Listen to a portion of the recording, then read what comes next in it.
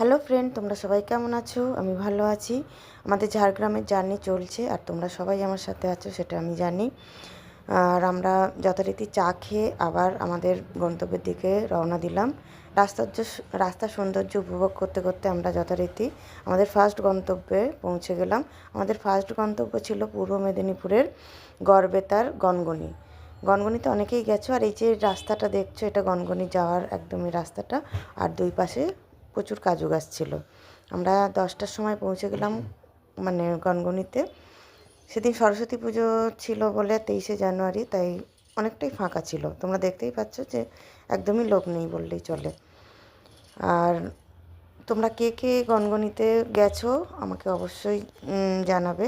যেটা হচ্ছে শিলাবতী নদী। যেহেতু জানুয়ারি মাস তাই অনেকটা শুকনো শুকনোই লাগছে। এটা বর্ষাকালে নিশ্চয়ই ভরা থাকে, আর ভরা ছিল বলেই বা থাকে বলেই এই গনগনির সৌন্দর্যটা তৈরি হয়েছে।